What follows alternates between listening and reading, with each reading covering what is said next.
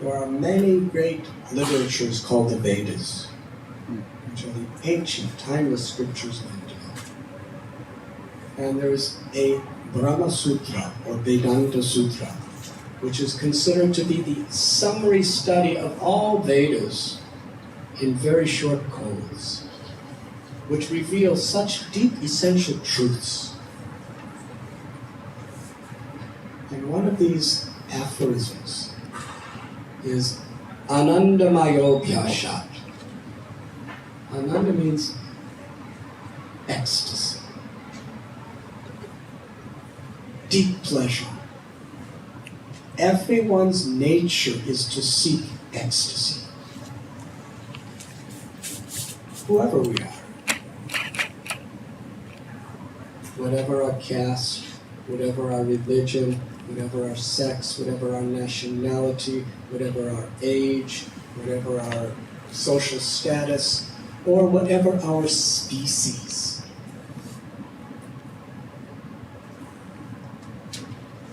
I remember the first day I was in India. Jay, did I talk about this last time I was here? No? I don't want to have too many reruns. But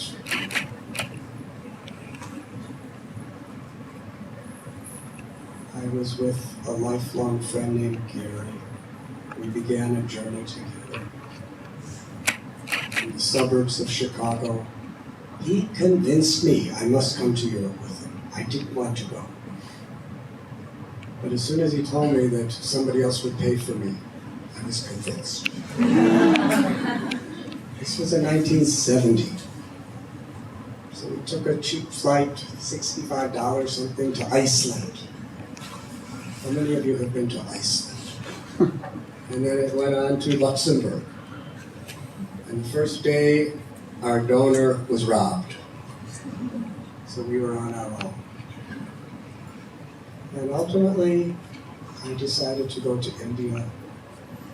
And I left poor Gary alone in an abandoned cave on the island of Crete, which is near Greece. It's part of Greece today. He was very upset. I was just leaving him. I said, "Come with me." And he said, "Hitchhiking to India? I'm not going." But I went. So it took 6 months, ultimately, to reach India. And finally, when I arrived, my first day, I was in New Delhi. I'll never forget that.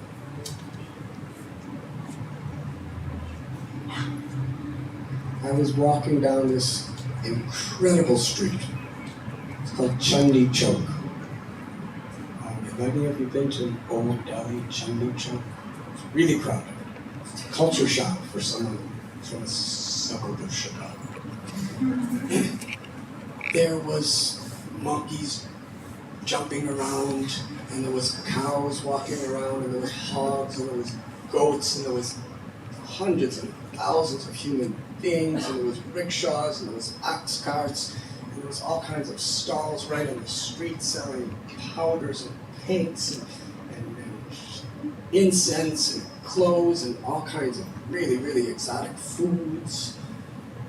There was music blaring and people dressed in turbans and saris and all sorts of colors. I was thinking, oh God, I'm in India. Because I had just hitchhiked through Turkey, Iran, Afghanistan, Pakistan, the Middle East, where it wasn't so colorful like this. And somebody came up to me and said, "Where are you from? What is your educational qualifications? Why have you come to India?" So I was politely answering his questions. And he said, "Would you like something to drink? A healthy refreshment?" I said, yes, of course. I hadn't eaten in a couple days. And he brought me to this little shop. I sat in the shop, and this man I saw, he just had this really old, torn up cloth wrapped around his waist, and he was wearing nothing else. He was a really big person. And he started rubbing something against a rock, and it became like a brownish green. And he scraped it with his finger off the rock into a glass. Then he dumped some water in the glass. Then he took some powder and put it in and stirred it up and gave it to me. I didn't know what it was. And my friend, my host, he said, "This is very nutritious and it is non-alcoholic." So I drank it. And it was a weird taste. I've never tasted anything like it. But the thing is, I was seriously thirsty. And he said it was good for me. And it was the first thing I ever tasted in India, so this was like a historical moment. So he said, so I drank the whole thing. He said, "Would you like more?" And he ordered another one. I drank it. I drank 4 glasses of it. And then he said goodbye. And I went back into the streets, and I'm bumping into all these people, and I'm walking. But before I left, I said, "What is this?" And he said, "This is called Bong."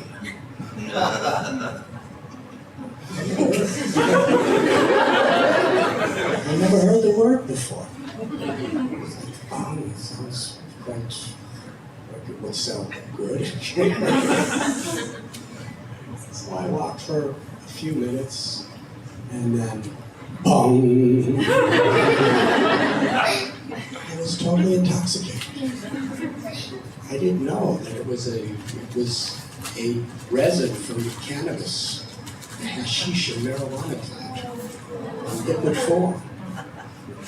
And I didn't know at the time that 1 glass of that makes you totally stoned. I drank 4 glasses.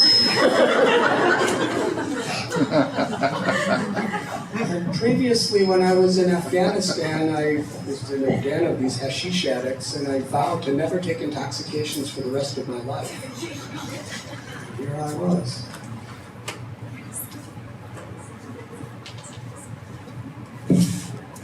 Can you hear better? Okay, I was censored from this story. So, it was terrible. I became totally paranoid. Absolutely disoriented, and cows are walking into me, and hogs and pigs are walking into me. And goats are poking me with their horns, and rickshaws are bumping into me, and I'm bouncing through people. And I just wanted to get out of there. I started thinking everyone is looking only at me. And a lot of people actually were looking at me. It wasn't a total hallucination. I was hallucinating, but that was not a hallucination. Because here I was a 19-year-old American boy with long hair halfway down my back, and I was just bumping all over the place, totally intoxicated in Old Delhi. And I felt like I was dying. I just wanted to get to the end of the road. Somehow I wanted to get to the end of that road. I saw several blocks down, there was an incredible ancient stone fort called the Red Fort, built by Shah Jahan. I think it was in the 15th or 16th century. So I finally made it there. And then the bomb was actually raising to a higher peak of intoxication. And I saw this little old man playing this gourd instrument. He was blowing into it. And was making this really hypnotic music. And then this big man with a red turban and black clothes, he opened up these baskets surrounding the instrument. And snakes started coming. Cobras. They raised their hoods. They were kind of going back and forth. Looked like they were dancing. And I was thinking, this is really India.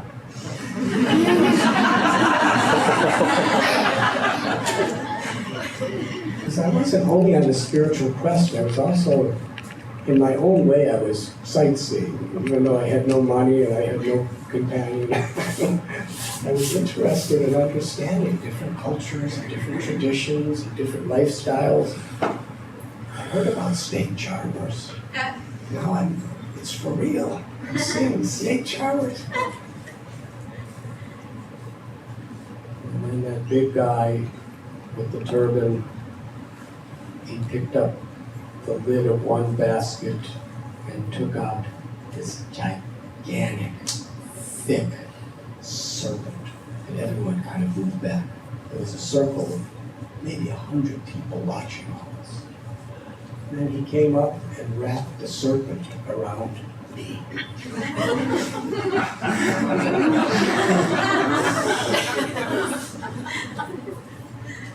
was some kind of constrictor.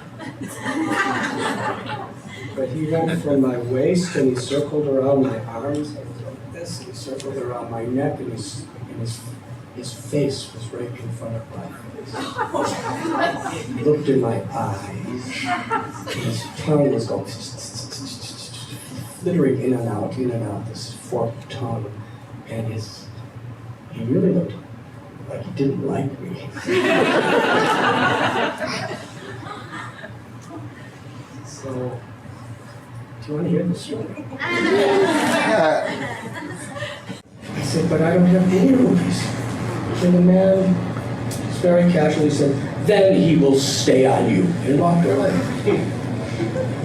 And meanwhile, it became a real attraction. More and more people started coming around and watching this American boy with a snake around him.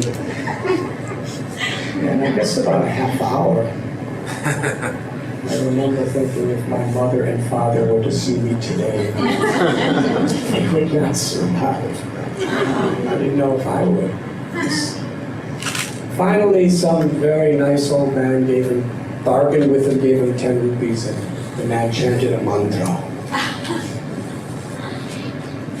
This big snake man chanted a mantra, and the snake came into his arms, slithered into his arms, and then he put it back in the basket. And I ran across the street.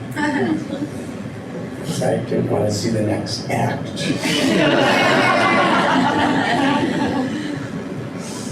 I was thinking, this is my first day in India. I risked my life so many times to come here. And then I saw people eating some candy. I never saw candy like this. It was really a strange looking red kind of candy. They were just like... I was exploring what people eat, and they said, would you like one? It was in India. And yes, of course. I was really hungry. And so they put, my mouth was on fire. Something I had never seen before in my life. It was a red hot chili pepper. And I ate the whole thing at once. I never tasted one before. And I started crying, and I felt like my breath and my ears were melting. I was perspiring, and they were all laughing at me. And I ran away. And anyways, gradually the bong subsided, and I was sober. And I was walking down that same old street. I didn't have a place to stay. I didn't know anyone. I was just walking, just wondering what destiny would bring me. So another man came up to me and asked me, what is your name? Same old questions. And he said, would you like dinner? I said, yes, I would love dinner. I was really hungry. All I had all day was bong and a chili dog.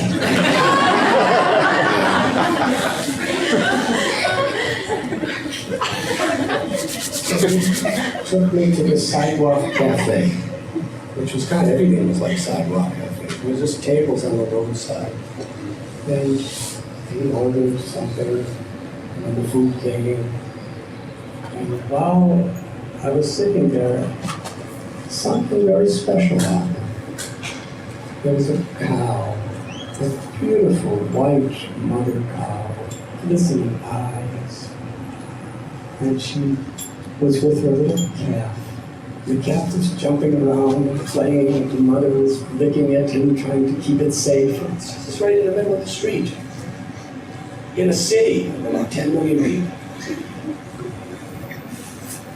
And the calf was so playful and so sweet, and the mother was so concerned. She was constantly looking at the calf and getting up to protect it from danger. And finally, the cow sat and laid down just inches away from where I was sitting.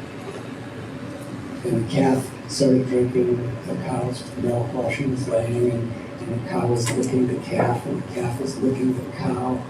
And I was thinking, because in my life, brought up in northern Illinois, it's the closest I had ever been to a cow and calf. Otherwise, you're driving down the highway and you see them in pastures for the distance.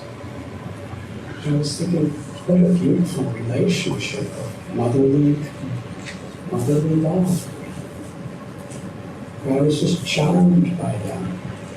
And every now and then, the calf would come up and start licking me, and even chewing on my pants. And I was thinking, she likes me. I'm very affectionate. Then the food came, and I'm eating. I was really eating, I was hungry. And my host said, would you like to know what it is? I said, yes, please. He said, this is sabji, vegetable. This is dal, lentil soup. This is chawal, rice. This is chutney, condiment. And I said, what is this on the rice? He said, this is meat. I was looking at the cow. It was the first time in my entire life I made the connection. The cow was looking at me, the calf was looking at me, I was looking at them. And it was also it was almost a supernatural kind of situation. I was thinking back when I was a little boy. I grew up with a dog named Kibby, a German Schnauzer. He lived 16 years old. So my whole childhood, from 4 years on, he was the only person in the family that everyone got along with. We'd all fight, but nobody fought with Chippy. And we had a nice family, a very united family, but still, families. And I just made the connection. That this mother and this child, they love each other, maybe not with the sophistication and the intelligence that I have, that humans have, but they love their life, and they have deep affection for each other, and they feel pain like the rest of us. And I'm eating.